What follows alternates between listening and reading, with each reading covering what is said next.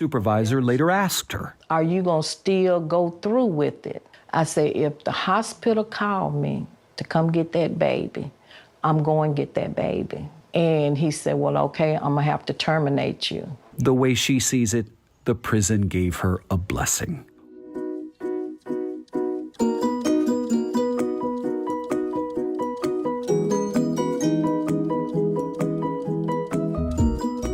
Hello, with your girl, meet me in the middle. And yes, today we're unwinding from the middle with Miss Roberta Bell. Honey, she's an angel in disguise.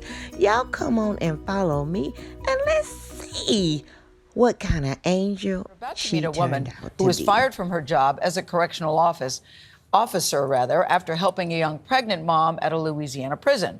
Roberta Bell is her name, and as you're about to see, her incredible act of sacrifice is just the first step in her journey toward giving back. Lead national correspondent David Begnaud explains. You got your bed made up? Got your book bag? Roberta Bell is the kind of woman who wears her heart on her sleeve. Hey, my bun, you ready? Heck, she'd give it away in a heartbeat. She's 58 years old, lives in Vicksburg, Mississippi, and is raising 5 of her 8 grandchildren. Come on, Jay. And recently, there was another child who she took care of. And there was an inmate there that needed assistance, some help. She was pregnant. Bell met that inmate, Katie Bourgeois, at the Louisiana Transitional Center for Women.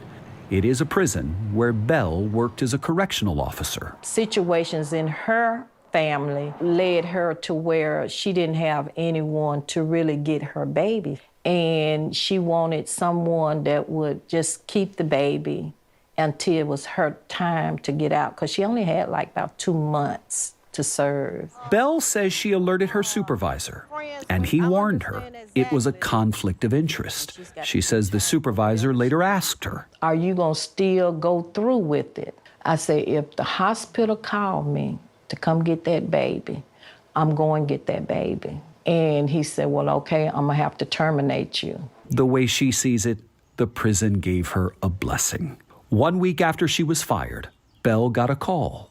The baby was born. I start taking pictures. I start snapping pictures.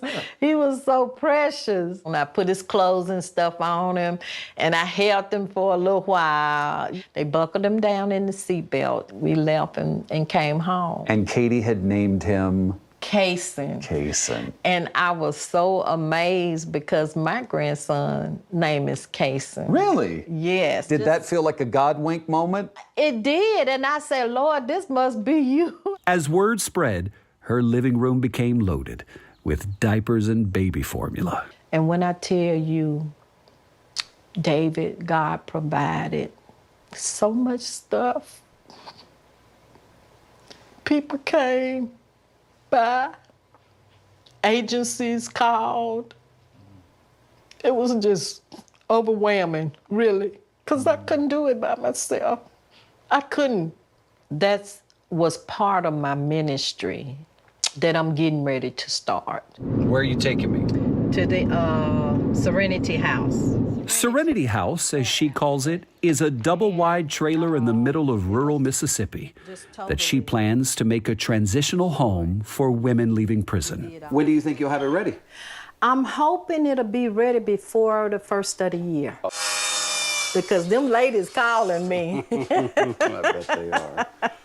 And you'll be able to house 6 women in here. Yes. Okay. It is one way she plans to continue what she says was best about working at that prison. You love the job? Oh, yeah. Why'd you love it? I loved it because it gave me a chance to talk to the women and to encourage them and to get them to go into a better direction and to let them know what they have done is bad, but they can do better. Even with her admirable aspirations, she still had to work. So after she was fired, she took a job sorting cans at a food distributor. But that was only after she stayed home to take care of little Kaysen. For 2 months, you raised that baby. For 2 months, I raised him, yeah. I loved him as he was my own, and I still love him today. On the 4th of July this year, Katie Bourgeois was released from prison. She went right to Roberta Bell's home to get her son. She was kind of, a little nervous because he didn't really know her. And she said, he's crying, Miss Bell. I said, well, baby, he's got to get used to you all over again. Got to meet you, Mama. Yeah. Katie said at the time. I can't thank her enough for everything she's done. He's doing great. What is the lesson for other people watching this story? The lesson is, don't be afraid to step out and believe what's in your heart and know that God is going to take care of you. Even if it's breaking a rule? Even if it's breaking a rule. Was it the right thing to do? Oh, it was definitely the right thing to do. And if I had to do it all over again, I would do it. Yes, the prison fired her for it, but the public rewarded her. You see, people everywhere were so touched by this story that they donated $90,000 to the lady with the big heart who rescued that tiny soul, his guardian angel, still moved by the lullaby that brought both of them heavenly peace. I want to walk in the newness of life. Just let me be a follower of Christ. And he go to sleep.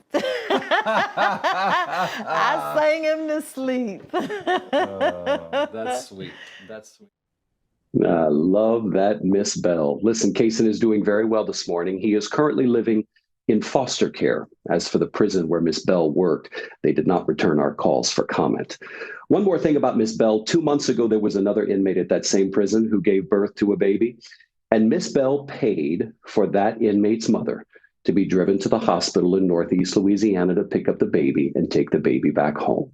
It was another way she was using the donation she got to help others. Wow, Gosh, that is David, so I mean, many twists and turns. So many twists and turns. You're right, Tony. I mean, it reminds me of what John Lewis said about getting into good trouble. Yeah. Because here Yes, we are. right, and the Gail. fact that she was white, too, I thought added another layer to the story. Because it shows when you're kind and you want to give to others, there is no such thing as color in situations You're like right. that. I loved everything about that. But is she still raising money to open up the, what does she call it? The Transition home? Serenity House? She still is. She still Yes, is. But she has that yes, job yes, sorting cans. But her priority is to run that Serenity House when it's ready. Oh, my But David, gosh. I don't know if you have information on this or if you can even get into it, but the baby boy, Kaysen, he's in foster care now. He's not with his mom? No, Tony, look, mom is still working to get her life back on track. And so for the meantime, the baby is in foster care, and we're told he's doing really well there. That's I know, good. and that That's doesn't good to make hear, any yeah. sense either when you know that Roberta Bell would take this baby in. You know she's special from the beginning of the story when you said she's raising 5 of her 8 grandchildren. Right. Wow, Right. she's amazing. And doing it with a smile on her face. Yes. She's a We love gem. people Acts of like her. service. Yeah. A lot of help from the community as well. Yes. Yeah, a lot of people Yeah. pitching in. David, thank you Yeah. very much Stuff. for pitching in with that story. That's a great one. Thanks for meeting your girl in the middle along with Miss Roberta. Honey, you know what? This was a tearjerker for me. This one had me rolling. Not because Thanksgiving is upon us, but because it was such a kind act. Oh my goodness. Anyway, I'm still drying tears. So if you will, hit that like button, hit that subscribe button, hit that notification bell. Did I say hit that notification bell? Take that baby's bottle and beat that notification bell. Until next time, thanks for watching.